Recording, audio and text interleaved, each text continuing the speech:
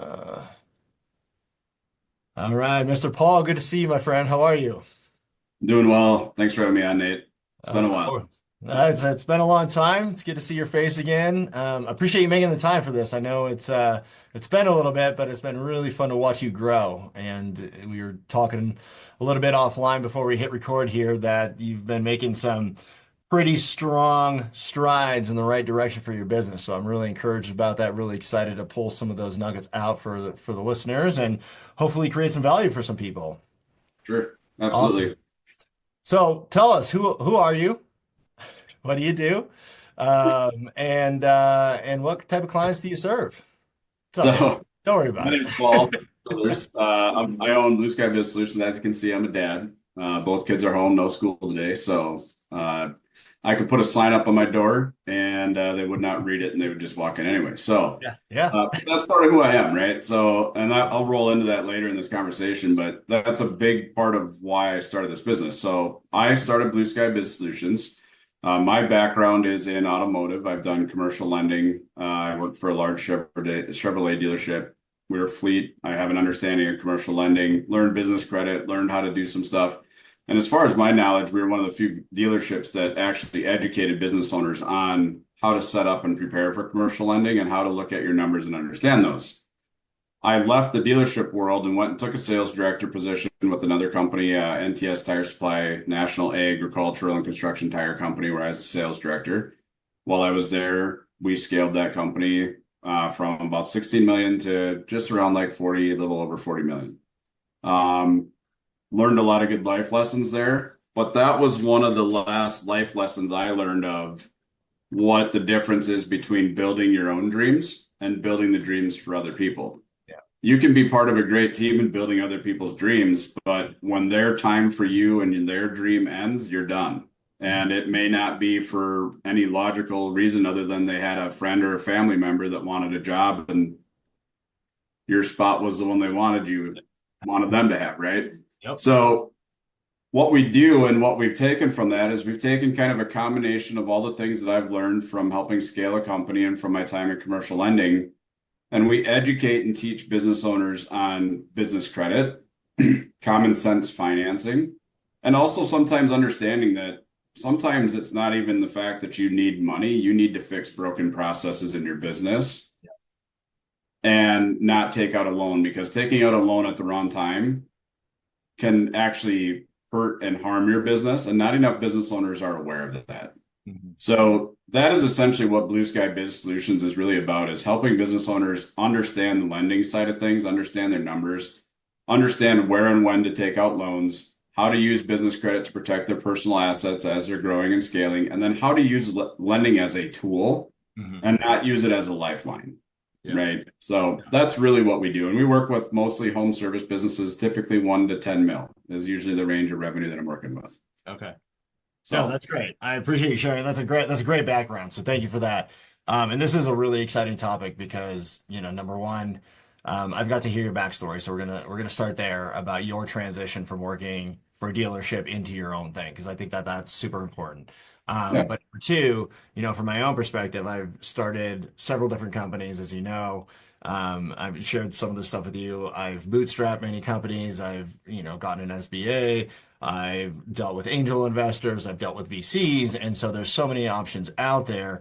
And I think it's really hard for business owners that are maybe new to the space, starting their own thing, to really understand like when they should be looking at certain options versus, like you said, like what's the right trigger, what's going to hurt me down the line versus like, hey, I just need to get things rolling. What might that look like? What do I need to have set up before I start down that road? Because some of those decisions can have obviously capital implications, but long term when it comes to stress, when it comes to managing things like your family, as we just saw your daughter come in, that has real impact on a lot of lives. So talk to us about the transition from when you were working for somebody else to when you started your own thing. As a finance guy, I'm assuming you're pretty conservative, and so you did that with the intention. Maybe you started saving up, maybe you looked at some specific numbers, but like, what was that like? When did you finally feel comfortable to do your own thing? it's actually funny. I never really felt comfortable doing my own thing. And I'll kind of go back to, it was 2016. I was working an hourly job at Target. I was about 265 pounds. We barely had enough money in our own house. And I've not always been a finance guy, right? Like I've always been a data and numbers guy. Like I love data and numbers. Mm. Um, and I've always been somebody that like if you put me up against the wall, I'm going to find my way out, right? Like if you're like, hey, these things are all breaking, we've got, a district rep coming to visit us in 2 hours.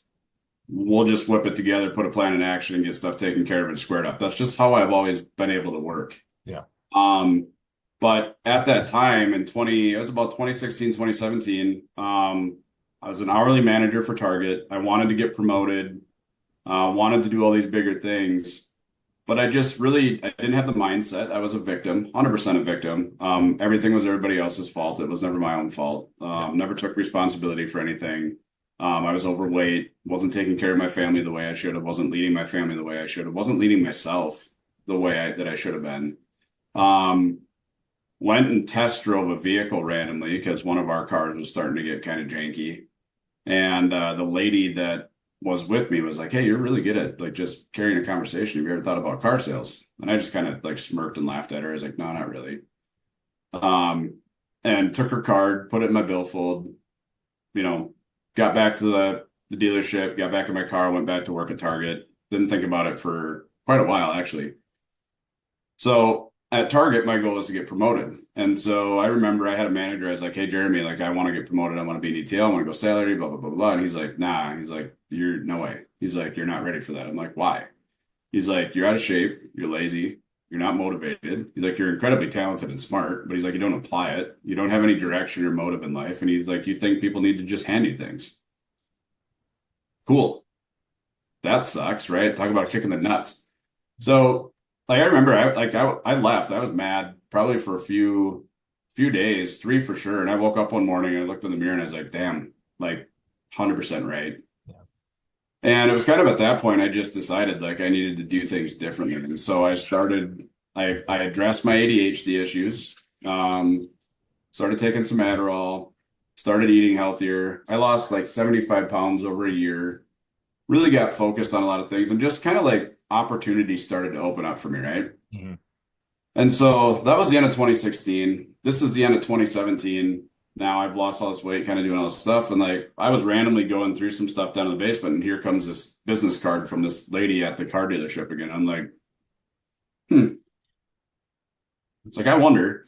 So I just sent an email in, put an application in, went through, got an interview, got the job as to do car sales, right? And never sold anything in my life. I've always been an hourly manager. Um, Still wasn't really sure if I even would like the car business. Mhm. But instantly when I got in and started doing things, what I realized is I like the people business and I like serving people. Mhm.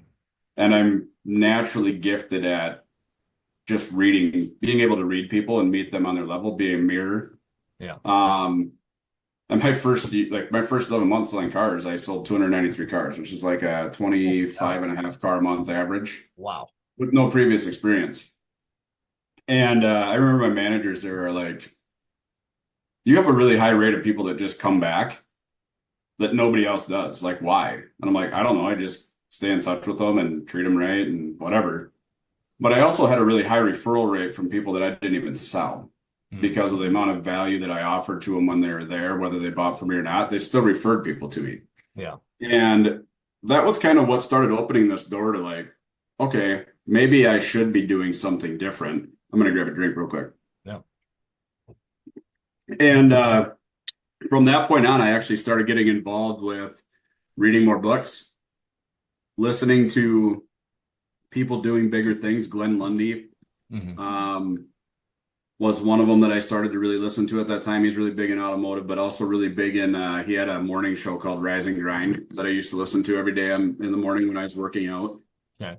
And that I think really was my doorway into understanding that my value isn't tied to some kind of hourly rate. My value is tied to the level of solutions I can provide for other people. Mhm. and kind of started me down this entire pathway. Now, lead this forward to the almost 6 years that I spent in automotive and had a really good time. I love automotive, don't get me wrong. But I was never really like content, especially my last year in automotive. Like I just like there was just like this feeling of like you're not supposed to be here, you're not supposed to be doing this. This isn't for you.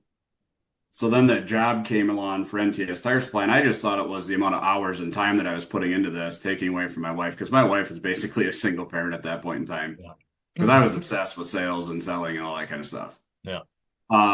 So left that job, went to NTS Tire Supply, had a really good experience there. I learned a ton, right? But I could never really shake the feeling like I didn't belong there. Like I still did a lot of good stuff for them. I built out a customer service rep team. We went through a database that hadn't been touched for several years and found another, 3.5 to $4 million in sales that we kicked up from that. Helped them build up an outside sales team. They hired a board of directors, came to me, offered me a demotion to go do a different job. And I was like, at that point in time, 100% disclosure, like I hadn't even thought necessarily about starting my own business at Mhm. all. Because I was like, this is a good gig. I'm doing fine. I'm comfortable. Yeah. But there's still that feeling like I didn't belong here, right? So this goes back to like the preparing for things. Um, Somewhere prior to that, I'm pretty sure that there were doors that were like opening wide open with all these signs that are like, "Hey, like you need to go here," and I'm just like, "Ah." And Yeah. I just kept walking to the point where finally somebody just opened the door and just kicked me out and was like, "You're going. Like Mhm. that's done. End of the road. You don't belong here anymore. Yeah. You're out." Yeah. And so I remember sitting in the office with the CEO Ben, and he's like, "Hey," he's like, "because you won't take this demotion, like we've got to let you go." And I didn't even know necessarily how to take that at the time. Like I was like, okay, whatever, right? I didn't really fight hard. And Yeah. I left and came home. They gave me a pretty decent severance pack, whatever you want to call it. Yeah. And for like 2 weeks, I just kind of sat at home and I was like, I don't really know what I want to do. I don't really know what I should do. Um, and so I just remember one morning I woke up and I rolled over and I looked at my wife. I was like, I think I'm going to start my own company. And she was kind of like, okay, like what? Like, yeah, I was like, I think I'm going to start my own business. She's like, what are you going to do? I was like, no freaking clue. Figured out though, right? And so that's kind of what led to this. And yeah, yes, we had some money saved up. It wasn't much.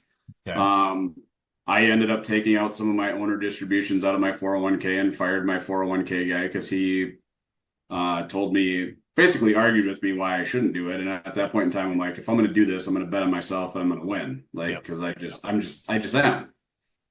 And and then he went behind my back and called my wife and was like, "Hey, you guys shouldn't do this." And I was like, "Yeah, you're done, dude. Like, I'm not Yeah. going to deal with you anymore because I don't need that type of person in my corner. Yep. I need those type of people in my corner that are like, hey, look, I understand what you're trying to do, and we're going to do everything we can to help you support this. And here's give me the pros and cons of taking this money out, and then shut up. Yeah. Let me make my decisions, Yeah. right?" Um, and that's when I kind of started, diving in and figuring out like what is it that I can do. I joined and signed up with a company called Jay Galt. Was in there for a little bit, realized that that was a joke of a company. Hmm. And so that gave me the exposure though to this need of this business credit world. But what I saw when I was in there was a bunch of people that were taking advantages of small business owners for all the wrong reasons Yeah. that didn't understand commercial lending. I had that understanding of commercial lending. I've seen it applied thousands of times in the dealership world. Hmm. And I was like, I'm going to bring this in house.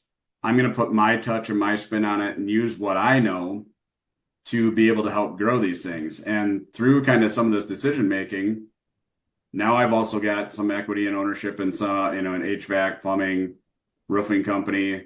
And so through all these experiences and applicable like knowledge, like I've been able to help owners Hmm. go through some of these same things too and go, hey, it's okay. Like I just got off a call with a guy right before ours. Had overextended his credit line, overextended his credit card because the end of last year was really rough. And I was like, listen, man, I'm like, at the end of the day, if anybody's judging you for the decisions you made as an owner to try to keep your doors open, those aren't people you need to be around. Yeah. You had to do what you felt like you had to do, and guess what? It's 2025, and guess what? Your doors are still open, lights are still on, Right. people are still employed, we're still here, we're still good. Now let's figure out a new plan and get going forward. Yeah. Because sometimes that's just what you have to do. And so, in a long kind of a way, that's just kind of been my journey. Has all started with one boss that was willing to tell me that, like, dude, you're fat, you're lazy, like you don't have any motivation, you don't have any goals, but I see the talent in you. I see it, Yeah. and Yeah. I see spurts of it. Yeah. Now go figure out how to apply this over time. And so I think some of it's just resiliency, some of it's stupidity, some of it's ignorance, but all of it is my willingness. And I think this goes for a lot of entrepreneurs. It just really comes down to our willingness to take on risk and carry stress. Yeah. And that's what separates most entrepreneurs from those that aren't. Is it's not the books, it's not the tactics, it's not the stuff. Hmm. It is literally what is your ability to go through months, sometimes years. For some, it's been decades of suffering to get to that promised land that you know that's going to be there. And that's truly, I think, what I see as a common factor in business owners is like sometimes we can just go through some brutal stretches and it's like you look at them and you're like, man, that dude's really doing well. Like he seems pretty happy. And inside we're like, shit, everything's on fire. Like this all sucks, you know? So I think that is a big difference. It's just that Yeah. ability to just hunker down, bet on yourself, and know that things are going to come up for you eventually and Yeah. have an unwavering belief in your own processes and stuff that you're doing to find your way through no matter how long it takes. Yeah. Man, that was so much good stuff in there. There's like 10 threads I want to pull on. Because all of that is extremely valuable, and I mean I personally have been through I think all of that to some degree. So, but I want to pull on two specifically. You mentioned one, after you basically became willing to hear some of the bad news, not let that hold you down, but then figure out kind of what was next. You mentioned that you went into another role and you just realized I don't belong here. What did you mean by that? Because I think a lot of people feel unsettled. And I'm curious, like, what was going through your mind? Like, what was that I don't belong here mentality? You know, it was kind of a series of things, especially in the dealership world, because like it was really weird for me to be told like I'm super valuable to an owner, but Mhm. then somebody else comes in and replaces me Yeah. and takes my position, and then I go work somewhere else. And then I'm told I'm super valuable here, and then I get moved over here. Yeah. And so for like me, it was like, okay, like if I'm valuable to you, like why are you moving me so easily? You know? And ultimately what I found out was like at least for the owner at the dealership, Justin, was I was somebody that he could put wherever and he knew that I would just figure it out. And what I didn't know at that time was like that's the skill set that you need to be an entrepreneur.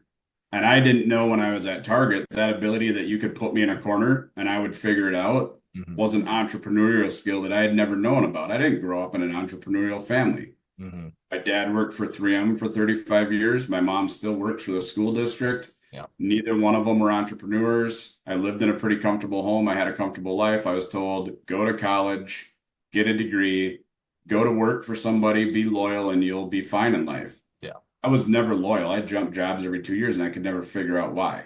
Hmm. Right. And so I think even through that time period, like it was always this like thing of like, I kind of like applied it to almost feeling like this glass ceiling being put on my head.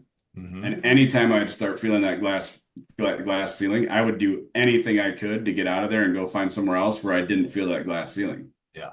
you Yeah. know, because I didn't like having that over my head. Yeah. One of the first experiences I had of not having that was car sales. So like that's I think kind of like that not belonging here is like somehow, somewhere inside of me, I've always known that I was capable of doing a lot more than what I really am. Yep. And there were always little like indicators that existed that would remind me of that. And when I do that, I would go and wiggle out to go find somewhere comfortable again, and then I'd be comfortable. And then Yeah. I'd start getting uncomfortable and I'd wiggle out. And I didn't realize that until I got let go from that NTS tire supply job and just had a couple weeks to really think and process it I had met some really, really cool people at that point in time that I was able to talk to and kind of have conversations with that I was like, I think I need to start a business or go do something that allows me to be more of a business owner, entrepreneur, Yeah. Yeah. whatever. And so that's kind of, in a roundabout way, really what I meant by not belong is just like there was always something internally that I was never really able to put my finger on Yep. that now, almost 3 years into running my own business, it was the entrepreneurial spirit of like you can put you wherever and you're going to figure out how to make it. And Yeah. that isn't something everybody has. It's not, but I do think it's a skill set that's learned. And actually, my history, I don't think you and I have actually gone deep on my history either, but it was kind of the same thing. I was actually thinking about this last night, right? Because Andy Frisella talks about it all the time, right? A lot of people before they figure out what direction in life they want to go, some people, there's nothing wrong with having a 30 or 40-year career in a specific, job. Like, a lot of my family did that and they loved it and it was great for them. But there are people like you and me who it's like every 2 or 3 years, it's like you're onto something new, right? And at some point you got to stop doing that. In a, in the way you articulated that was great because I feel that very much too and kind of in my own path. I'm curious when you were sitting there and you were like, I'm going to start my own business. Was that the first time you felt that you didn't have that ceiling, or was it just basically like, okay, now I don't really have another option. It's go time and I'll figure it out. Or both, maybe. It was a combination of a couple things. Um, it was a combination of my experience from the car dealership where I had been performing well, had gotten them above what they expected of me, and still somebody else came in and replaced me. To then go from that to another company where I had done and did pretty much everything they asked me to the point that they kind of started throwing things at me that weren't in my original like agreement. Hmm. And then to have a board of directors from an outside source come in, assess things, and then basically tell you your job isn't worth what they're paying you, blah, blah, blah, blah, blah. So that whole thing of like I'm very replaceable regardless of the value I bring to these companies Hmm. weighed on me a ton. Yeah. So that definitely played into my decision to start my own business because I was like, I don't want to put all this effort in for somebody else again and just get let go. Yeah. Yep. Um, so it was kind of like a refusal to not go back to work as a W-2 employee, I think a little bit, as much as it was like my desire to go and start my own business. Yeah. Okay. No, that's great. That's awesome. And I have found in my own path, like you said, like sometimes the door is just shown to you, right? And then you're just kicked through it. Yep. It's funny. I've joked to my wife about that a couple of times. One of my fashion business that we had in San Francisco for 7 years, it was like that. It was just a very abrupt, like, no, we're gonna take a hard right, and there's nothing you're gonna do about it. And that's okay, right? I think it sucks in those moments to go through, but I think, even just going back to what you said of, I was willing to, when my boss at Target told me these certain things, right? It was frustrating, but at the same time, I had to really listen to what was being said, maybe not how it was being said, but like, was there truth to it? And, as I've, aged and gone through my own entrepreneurship journey, one of the things that has really become true to me is like those hard rights, those doors that you're forced through sometimes, or even the ones that are slammed in your face. It's brutal in the moment, but usually there's a greater plan for it in the long run. You just can't see it at the time. And so you just continue to figure out and continue to move it forward. Correct.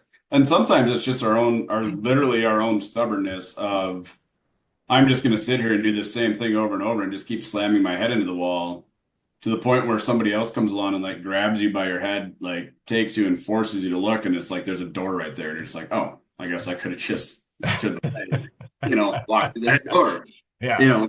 So it's definitely a combination of all of those things for us, for most owners. And that's kind of, that is kind of what I see when I work with owners in the financial space is it's just like, we know what we know or we do what we're told and we don't think outside the box. We don't think about how things affect us.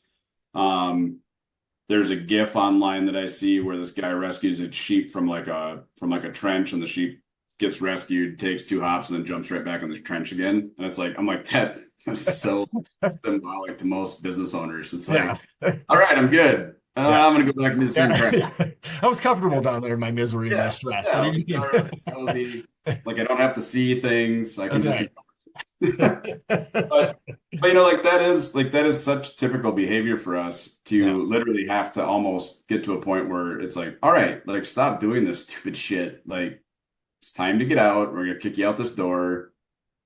If you're not willing to see that this isn't working anymore, we're gonna force you to see it one way or another. Yeah. Yeah. Um, and that's, we all go through it. Everybody's been through it. It doesn't Yeah. matter. Yeah. And you're gonna keep going through it.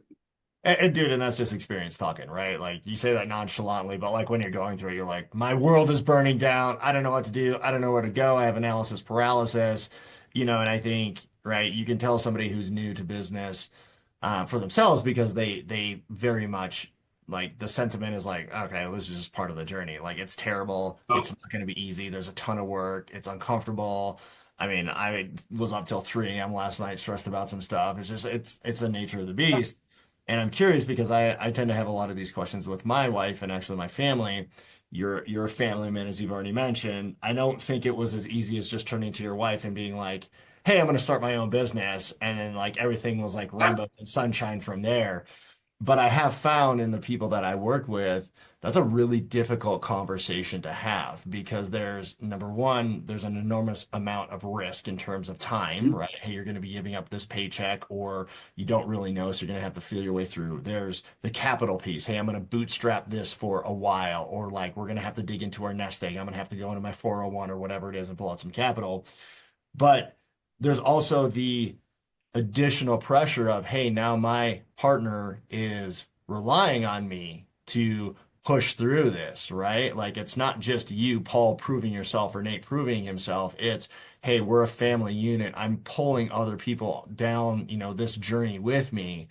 What was that like? Was that additional pressure for you? Did you guys sit down and have a lot of conversations? Like, I'm curious what it was like from your angle. So, my wife and I, we're going on 16 years of marriage in June. And honestly, like, it really wasn't that difficult of a conversation for me because I had spent years of building trust with her. Like, Mhm. with my job changes, every time I jumped jobs, I always improved our situation. Yeah.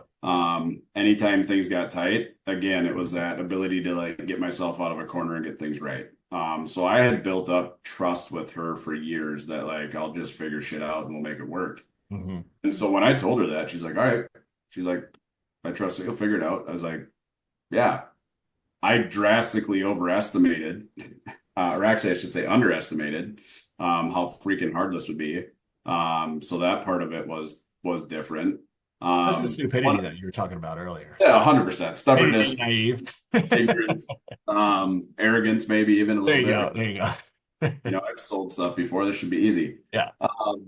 But I think what a lot of business owners don't realize is like when you step into running a business, you do frickin' everything. Hmm. And I don't think people really understand what that means. Yeah. And that means like if your personality is high avoidance, high like visionary, and you're not an integrator, you better freaking learn how to become an integrator really fast or you're gonna suck at Yeah. everything. Yeah. Um, and shortcuts won't work. I tried to take so many freaking shortcuts that I ended up paying for and Yeah. thousands of dollars lost. Yeah. That finally I was just like, all right, like there really is no shortcuts. It's just hard work, perseverance, consistency, a concise message. But the cool part is, and this oftentimes reminds me, and I love getting asked this. I'm blessed to have a wife that truly believes in my ability to just figure it out and take care of the family. Yeah. So there really is there stress? 100%. Do I show stress often or carry it? Not really. It's probably not healthy. Like like everything could be falling apart around me and you'd be like, hey, how's your day going? I'd be like, it's good. Yeah. Whatever. We'll figure it out. You know?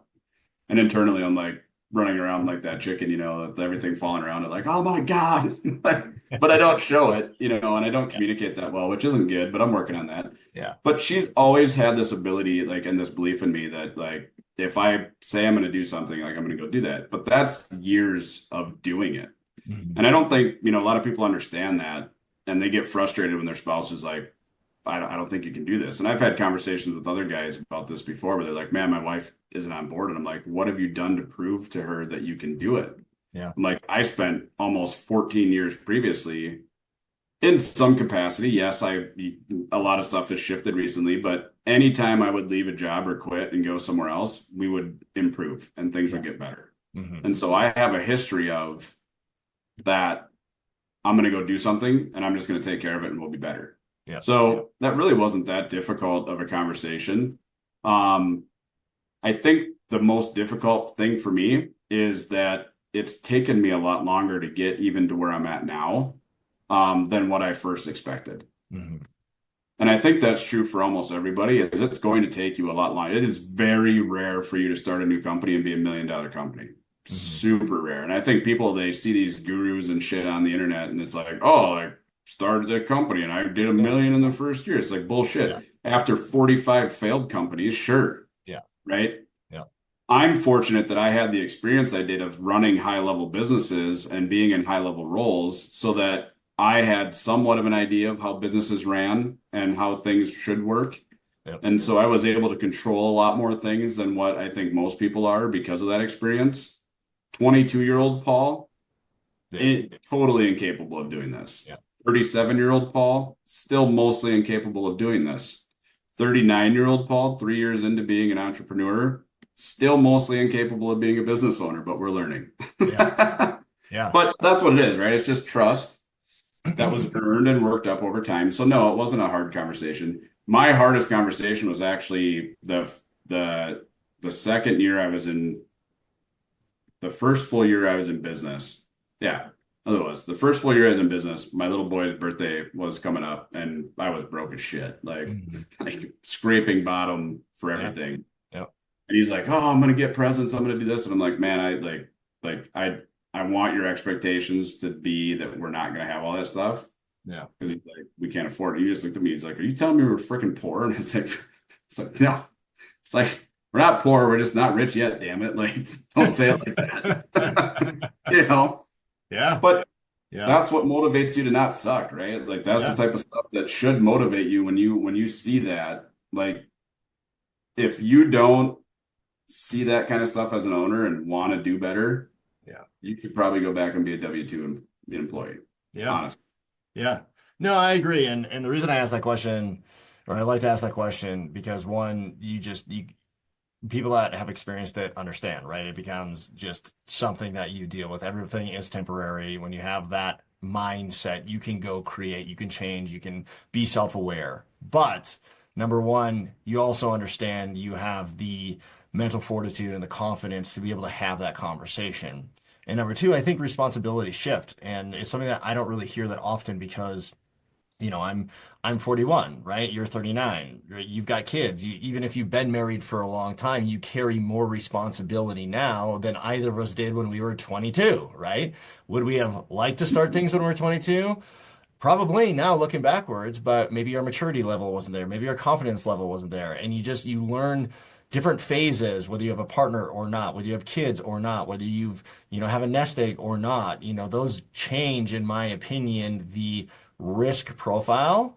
Believe it or not, as much as I believe in entrepreneurship, as much stress as I can handle, I'm also very risk adverse, which sometimes that doesn't work well for me. But at the same time, when I take risks, it's calculated, right? I now need to talk with my wife about, hey, we're going to do this. We have to dip into this, or hey, this is how tight things are going to be, or hey, we're blowing up and everything is great over here now, right? And so they're just different levels of conversations, and it's not a one size fits all, in my opinion. No, not at all. And even to your point, I think really like I've spent so last year after I so November 23 is when I reopened this business and had everything in house. And we talked about this before hitting record, but like at that point I had the business credit side and I was also direct to lending. Hmm. And part of that, this whole process of like taking responsibility is really, really one, understanding who you serve, how you serve them, but then also how you serve yourself. And is what you're doing like in alignment with your core values and your core beliefs? Hmm. And believe it or not, almost all of us have some form of internal core values. The amount of business owners that are out there that manipulate and take advantage of people, like I don't understand how they are able to turn off that internal like moral compass. Yep. That's never really been something I've really understood is like how can you do that and know that you're manipulating people to your own advantage and not doing it for the good of people? But what happened was, as I was going and serving these clients, like it would come into instances where I was sitting there and I was like, man, I'm looking at this person's financials, I'm looking at their bank statements. We got them an approval. They're somewhat okay with the approval because they need the money because they think they need it to stay afloat. Hmm. When in reality, when you actually look at this and you actually put it into a data like a cash flow report, and it starts showing everything you're doing as a negative trend, which is basically like if we do this loan in 6 months, you're going to be in an even worse spot if Yeah. things don't drastically change. Yeah. That's when I shifted and I went, okay, business owner, previous job, there's an input that's broken here. So then Yep. I started adding in this layer of consulting into this process of like, well, what actually is wrong? Why do you feel this cash flow issue? And why do you think this loan is going to solve it? Well, I'm going to apply it to marketing. So when we go and we look at their marketing numbers. Marketing numbers are okay. Your leads are good. Everything's good. So what's wrong? Oh, your guys aren't converting them. Your follow-up sucks. Hmm. Your handoff from the actual sales to an appointment is terrible and you don't set up things well. And so we've got a crack here. So like starting to do that made a big difference. And what I realized was having that direct lending relationship was in a direct conflict with what I knew I should be doing and guiding these business owners towards, Hmm. which isn't always lending. And so sometimes you have to cut those things out in order to move forward in your business from just from that, responsibility to yourself, responsibility to your family, responsibility to the business owners that you're serving, Hmm. and really get in alignment with yourself. Hmm. And I tell people that all the time, like if you feel like you're stuck, like what's out of alignment in your business? And we need to get that back into an alignment standpoint from a Yeah. mental standpoint. Because if you're constantly like fighting with yourself, like, should I do this? Should I not do this? Well, guess what's not going to happen? You're not going to move forward. You're not going to be allowed to move forward because you're in conflict. Yep. So yeah, it's definitely there's a lot of variables that go into this whole thing. And I think too often people underestimate it or too often they put all this stuff on. Well, if you just hustle and you just work your ass off and you just do this, this, and this, it's like stuff's gonna come. And it's like, nah, like I've seen guys that work incredibly hard and never get anything done because all they are is busy. They're never being efficient with their time. They're never getting things done, and they're in constant conflict with themselves constantly. Yep. And so Yeah. you're never going to grow when you're like that. Yeah. No, I love that. And I think that's extremely wise. That's great advice. And I'm curious, all your clients, what you've seen specifically from the finance side. Yes, there's a ton of variables, so I recognize that up front. This might be a broad stroke answer, if you will, but is there a right time for people to start looking at things like lending and investment? And the reason I ask that is my first couple of businesses, I was way too early, right? It was just like, hey, I'm going to go raise a bunch of money, but the processes weren't there. Or I spent a lot of money on people, on talent, and there wasn't a product to really sell. Or we just wasted a lot of time because now we have more people in a room just not doing anything, just thinking about what to do. And I feel like there's so many new business owners and even some experienced business owners where the easy answer is like, well, I just need more capital, right? And that's oftentimes not the case, right? There's something else going on. So I'm curious what your perspective is of that. This is gonna this is gonna sound really like stupid and simple, but it is in some ways. It's you have to have a plan for what you're going to be doing with that, whether it's human capital or whether it's like money, whether it's outside investment, coaching. Like you have to have an idea of what that's going to be going towards and how it's going to make you a return. And I talk about this a lot. Like you have to understand your return of investment before you really go and do anything. Mhm. Right. So I'll put this into terms with a call I had earlier today where we were talking about equipment. And I said, one of the most common issues I see with businesses and equipment is we buy it too quickly off of emotion. I think I need this. I feel I need this. Yeah. I think if I got this, it would do this, this, and this. Hmm. But we don't actually know the numbers. What are the true costs of this piece of equipment? How much is it going to cost me for the loan? What is the commercial insurance going to be on it? What is payroll going to be to cost to run this? What is workman's comp going to be increased to carry this? And then we also don't know how to put a dollar amount associated with that piece of equipment either. And my kind of like rule of thumb is if that piece of equipment isn't saving you or making you 2.5 times at a minimum it's monthly expenses, everything rolled in, we shouldn't be taking that loan. Mm. And so when I start talking to owners, it's always like, well, worst case scenario, you don't get this contract, you don't get this, you don't get this. Yeah. Can you put that piece of machinery to work enough to generate at least 2.5 times what it's going to cost you to run it? And if the answer is no, and we put it into a cash flow analysis report, and every single report and way that we run it trends negative, we're not going to take that loan out on that piece of equipment. Yeah.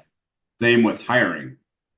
Like when you hire somebody, do you know exactly what their role is? And if you've read Who Not How, Hmm. um, I think that's right, right? Or is it How? Yeah, it's Who Not How, It's who right? now. Right. So right seat on the bus, you put somebody into the seat, but you have that seat designed for a specific person. There you go. Thank you. Um, it really highlights that whole thing of like you really shouldn't be hiring people until you know exactly what it is that their role is going to be, Yeah. what the KPIs for that role are going to be, and kind of an overarching idea of what the personality type of the person that needs to fit that role looks like. Yeah. Because otherwise, how the hell do you know that they're going to be good at what they're supposed to be doing if you have no idea what it is that they're going to be doing? Do you know that they line up with your core values? Do you know that they line up with your personality type? Yep. I am a collaborator. I am a high discernment person on the working genius. So I have high discernment, high wonder. So I am somebody that loves to think at high levels and offer solutions and value at higher levels. I hate implementing them. Hmm. I also hate following up with clients. So like from a sales standpoint, right? Like I will not follow up with people because I'm like, they'll buy if they buy whatever. Yeah.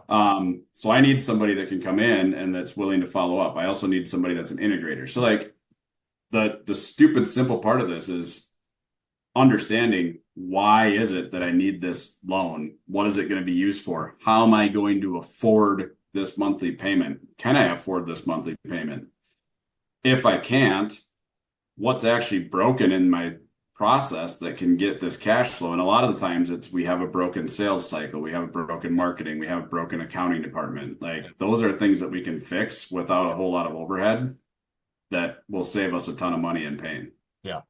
Completely agree with that. I definitely think people are much more capable, and you can go a lot farther without the need for external capital than most people realize, right? There might be some pain. You might have to stay up a couple of extra hours a day. You might have to have some uncomfortable conversations. You might have to listen to some feedback from people like Paul, where you don't want to hear that tough feedback. But in reality, I mean, that has been my experience is number one, you got to know the numbers. And number two, you can do a lot more with little, much more than you anticipate. And sometimes that's really advantageous because then you don't have that huge nugget hanging over your head if you're not able to make those payments and turn that negative trend Right. around. So I think that's Yep. extremely valuable. But I know we're at time here. Two questions. One, what additional things you want to share with the audience? Just anything that comes top of mind from what you've seen or experienced. And then number two, where can people find you to follow you, to engage, and hopefully work with you? The answer to the first question is it's okay to let go of, previous circles, right? And get into alignment with people that think like you, are growing like you, maybe not even think like you is the right word, but like are willing to challenge you, question things, help you improve, right? Like the old iron sharpens iron type of deal. Yep. Um, and it's okay to have old friendships kind of fade away because you're turning into a new person, right? So like really, really focus on your circle because if you're staying with people that are not big thinkers, not like-minded thinkers in that regard, it's going to make it very hard for you to kind of step into a business ownership role Yeah. if you don't shift that side of things. So I think that's number one, and that's really been my one of my biggest things is like Love it. getting into rooms with people that Straight challenge you to advice. grow. Yeah. The second one is, and this is going off the first question still too. The second one is like just believe in yourself. Like at the end of the day, just frickin' believe in yourself. Like when my financial planner was like, this is stupid. You're gonna waste this money. I had enough faith in myself to go like, nah, man, like give me 3 to 4 years and I will turn this into 2,500 times what this initial amount was. Yeah. And then you're sitting here and telling me no. I'm just going to go prove it even more, right? Because that's the way I am. Like you tell me no, it's like, okay. So believe in yourself. Yeah. And where can you find me? I'm on social media. Pretty easy to find. Everything's under my personal name, Paul Childers. We've got a website, blueskybizpro.com. Honestly, really not a lot of stuff on the website. Most of my stuff is on Facebook, Instagram, and LinkedIn. And you can just look that up at Paul Childers. But yeah, man, thanks for having me on. I appreciate the time. Oh man, I'm really excited for you, what the future holds. I've watched you grow over the last couple of years. You've obviously become a dear friend over the course of that, and I agree with those nuggets, specifically, you know, believing in yourself, but then surrounding yourself by people that believe in you as well, because that to me is when you really start to become aware. You start to ask the right questions, and you get that mentality of like, hey, I can figure this out, right? If these knuckleheads over here can figure it out, so can I, right? And that's pretty motivating sometimes. There's truth to that. Yeah, Somewhere out there, there's somebody much dumber than you making 500 times more money than you that's just because right. they believe in themselves unconditionally. That's right. 100%, man. Well, I appreciate the time, Paul. Great to see you, my friend. We'll talk soon. Sounds good. Thanks. All right, bud. See you. We are a community dedicated to growing people's lives one day, one action, and one thought at a time. And the big part of this is learning from others. So because of this, we've created a free habitual growth Facebook community where you can find interviews, additional resources, bonus content, and so much more support to help you along the way in your growth transformation. And the best part is it's all absolutely free at no cost to you. So if you're somebody who's wanting to make a change in your life, head over to the app or the Play Store and download the Habitual Growth app now for your free trial. It doesn't matter if you're an entrepreneur, a business owner, you work for somebody else, or you're just determined to make changes in your own life. These principles and this process work for everybody. For more information about habitual growth or any questions we can answer for you, shoot us an email at info@habitualgrowth.com. Thank you for joining us. We'll see you at the next video, and until then, keep inspiring others to do more.